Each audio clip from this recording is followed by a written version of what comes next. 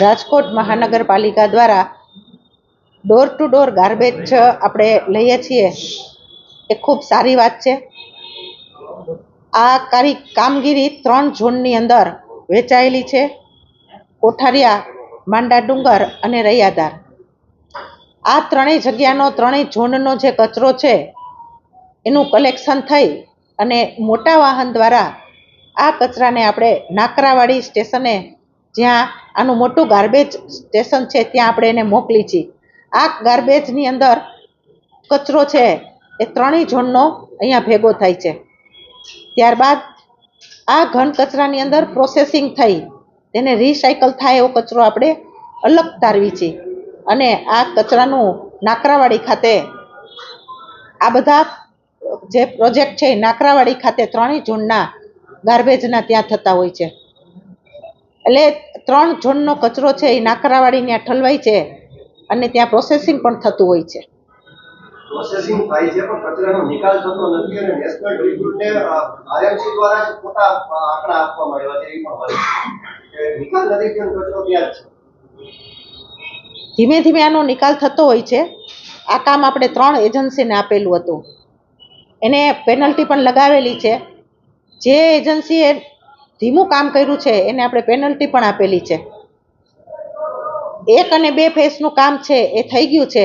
3જા ફેઝની અંદર આ કામ છે એ આપણે પૂર્ણ કરવાનું એજન્સીને પણ આપણે નોટિસો આપેલી છે કે ઝડપથી આ કામ છે એ પૂરું કરે।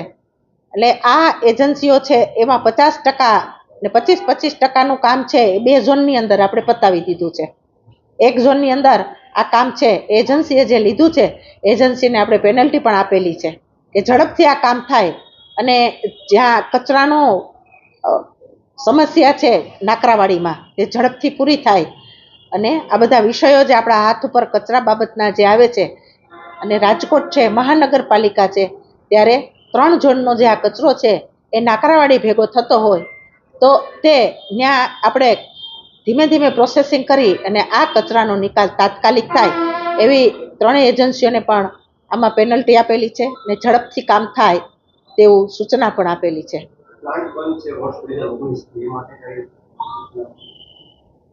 એ પ્લાન્ટ જે બંધ છે એનું ફરીથી આપણે એજન્સીને આપીશું અને ઝડપથી કામ થાય એના માટેના પણ આપણે સતત પ્રયત્ન કરશું કે જેથી કરીને આ કચરો છે એનો નિકાલ અને પ્રોસેસિંગ એની ઝડપથી થાય।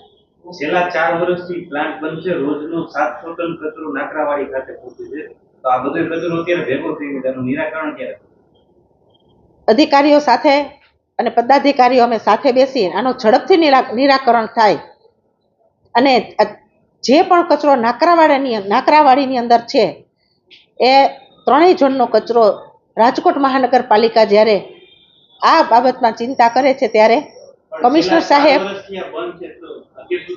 એજન્સીઓને ફરીથી આ બાબતની પેનલ્ટી આપશું અને કમિશનર તેમજ પદાધિકારીઓ અમે સાથે બેસી અને આ કામ ઝડપથી થાય તેવું એજન્સીને પણ પેનલ્ટી આપીશું અને નવી એજન્સીઓ છે એને બોલાવીશું।